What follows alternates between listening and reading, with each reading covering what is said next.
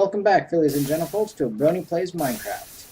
We're back, and as you can see, I have expanded, like I said, I've expanded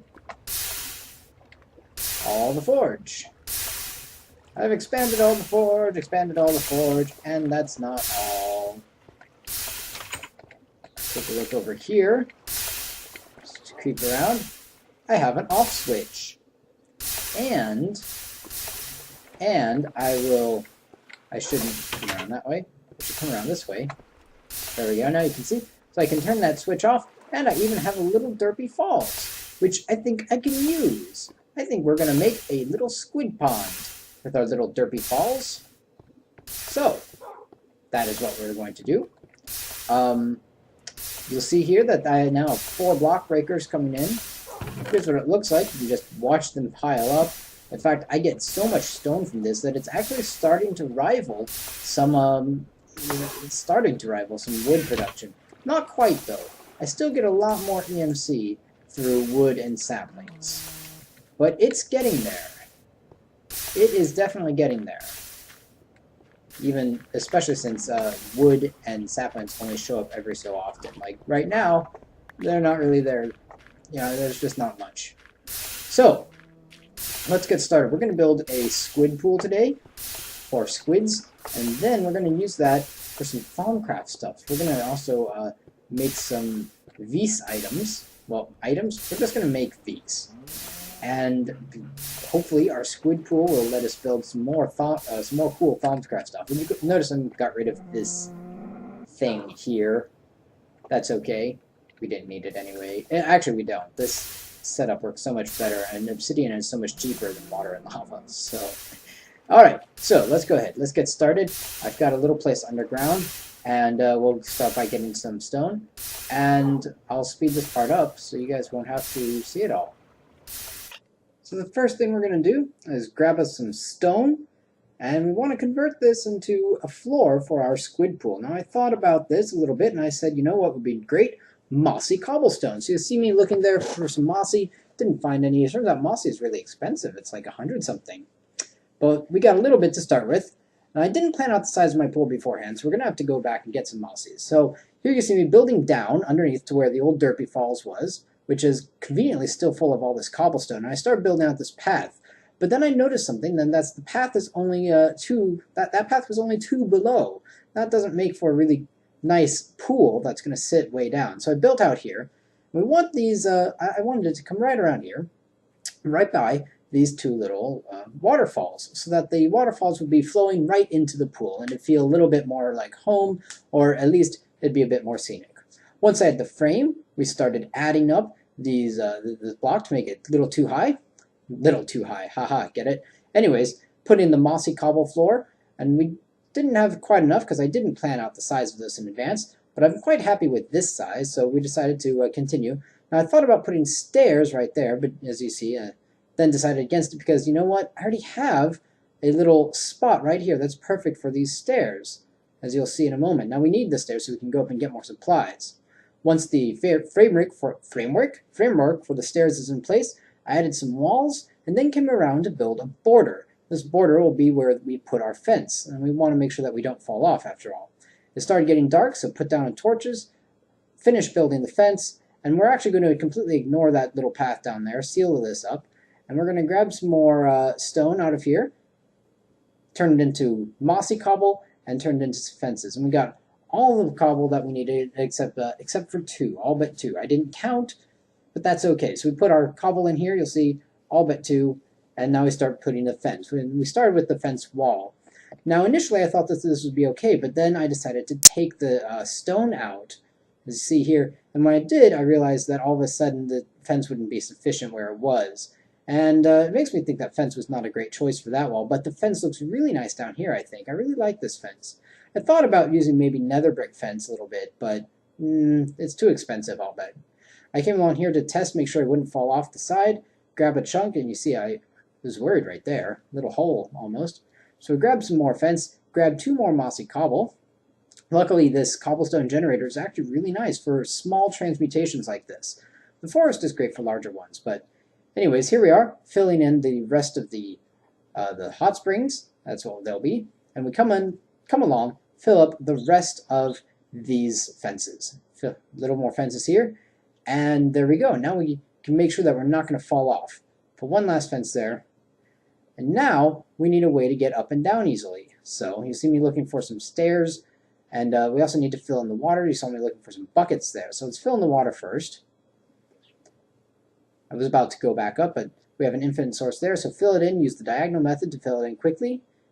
There we go. Now we're looking for stairs because I don't want to have to jump up and down this all the time. So I came over here and I started making stone stairs, but you can't make stone stairs. So I made some stone brick, taught it to the transportation tablet to get some extra stone brick, and then using the project table made a bunch of stone stairs, and we see they come in very nicely. Very nice. And there we go. Some nice stone stairs. Alright folks, here we are.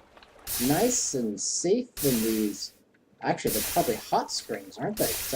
It's lava heated water. Yeah, these are nice little hot springs. We call them the derpy hot springs. And we might get some squid spawning in here. We'll see. It's going to take a little while, but you know, they might show up. We might also get some Mo creatures things spawning. So we will have to look into that. Make sure that we get some squid spawning in addition to other stuff. I did consider, as I said, making this 2 deep, but this seems to look pretty nice, pretty swish. We've got mossy cobblestone down there, and I'm pretty satisfied. So now that we have that, let's start looking into some of that Thaumcraft stuff while we wait for these squid to spawn, shall we? Yeah, sounds like a good.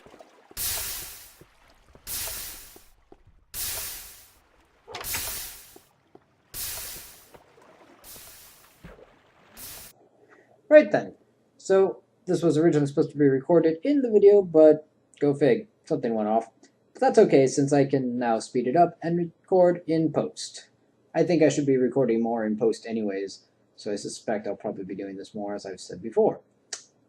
So we're going to look at some Thaumcraft things. I think I've mentioned this before, but when you're getting Thaumcraft stuff, you want lots of V's, obviously, and the best way to do that is to put expensive items in there, right? Wrong. I mean, yeah, that's the best way to do it if you don't have access to equivalent exchange, but if you do, well, take a look at all the things I'm looking at here. I'm looking at stuff like snow and stone and glass, all of these really basic low EMC cost items. These all cost 1. And look at it, their smelting value is also 1. That means that I get 1 point of V's from each item.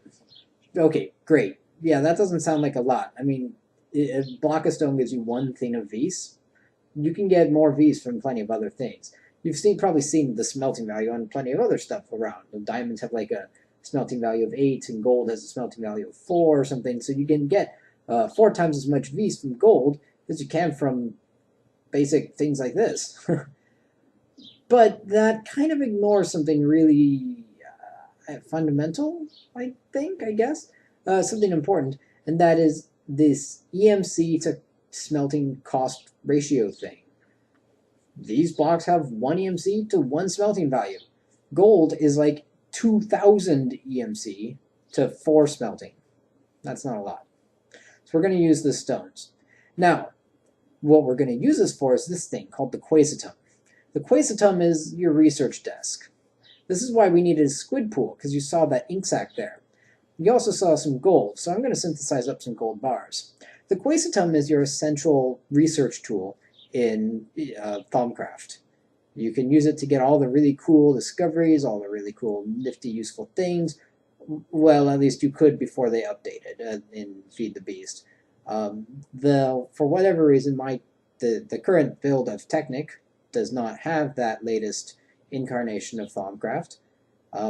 I suspect that's probably intentional. It could be accidental. It might be that the mod makers have just said, hey, no, you know what, you can't use our mods anymore. So it's hard to say. I'm not entirely sure what's going on there, but Technic hasn't updated in a long time, so this is sort of an outdated Thaumcraft. Nonetheless, you might still like it. So I'm making some glass bottles here, which interestingly enough have a similar EMC and smelting value as the glass itself did, so you can still use them if you'd like. There you go, see a 1-to-1. which is the same as the glass. It's just that it looks different because you get 3, but it took 3 to make, so it's the same as glass, so that's the thing. They're still boiling and bubbling away in there. You can see the taint is coming off, which leads us to our next thing, which is while we work on getting the squid going, let's take a look at these crystals, these various crystals here, and see what they do. Now, you'll notice that I don't have many options here in crafting. I've got the infuser, the cauldron, and occasionally some other things. But if I look at my infuser recipes, then I can add some really cool things there. You saw runic essence air, and you've got this thing, the thermometer. Now, this is what I'm really going for, because the thermometer comes with this ability to tell how much thom, how much vis, and how much taint there is in the air. And it's made from these vis and taint detectors. And they're pretty much the same thing. You can see there's a vis crystal or taint crystal with a compass and some gold. So, well, that's pretty straightforward. We're going to go ahead and get us some stuff for that compass. Well, we'll need a little bit of gold for each one, for the little bit of gold for the vis detector and a little bit of gold for the taint detector. So you see me chopping down these trees here. I'm also going to need some iron and some redstone. Luckily, I've got plenty of charcoal for the redstone and plenty of silver for the iron, but I wanted a little extra stuff, so I didn't want to use all of my silver, and the trees were ready for chopping anyways. Although, I will say that it's interesting. It always feels like I get more saplings when I cut them down as they grow instead of waiting for them to grow all at once. That may or may not be true, but we'll see. So there we go. I'm just emptying out my EMC of solids so I can get fuel. I guess the fuels are solid too, but emptying out the matter so I can get some fuel. And let's prepare the compasses. I'll need 2. One for the vis detector and one for the taint detector. Now we can only make the taint detector today. We can't make the vis detector. We don't have any vis crystals. We do have some taint crystals though, so we'll be making the taint detector. First we gotta put these things back in, and then we're gonna have to find us some gold. Looks like we learned the glass bottles there. Just toss everything in. There we go, a gold ingot. We can use that gold ingot to get us a taint detector. Now you notice we only have vaporous, earthen, aqueous, and tainted crystal, and a depleted crystal. The depleted crystal doesn't do very much. We are going to need to find a fiery crystal, and we are going to need to find a tainted crystal. And you see me putting stuff in the wrong place. They actually come here in the infuser. And all that extra stone and stuff we put in there, ta-da, gives us a taint detector. Now what this does, as long as you have it, there's a little thing in the corner there. You can look in the lower right corner, and there's a new little gauge there, a dark purple gauge, and it's glowing. That means that there's the potential for taint to increase. So if I continue to add that, that continues to glow, and the taint would increase. Now, we can't see exactly how much there is. That bar is moving up very slowly. There's a very small amount of taint, considering that each one of those items had one thing. You can also take this and click on any sort of pipe or thom magical item block, and see how much taint, or if you have the vis detector, how much vis is in there. So right now, there doesn't seem to be any taint in our items, in our blocks, which is really good. If you have too much taint, it explodes. But we don't know how much vis we have, and we can't tell how much vis is in the air either. Once we get the thermometer, we can actually get numerical values for these things, and we don't have to rely only on the weird little gauge at the bottom there. But until, we can't get the thermometer yet. We need a fire crystal and a vis crystal. So next time, we're going to go into the wild world of Mistcraft to find some of that stuff. There weren't any squids down there, so hopefully we'll also get a chance to wait for some squids to appear so that we can get some of that good old-fashioned and much fun, and yes, much fun and good old-fashioned item thingamajigger, quasitomes, squids, stuff like that. So until next time, keep on trotting.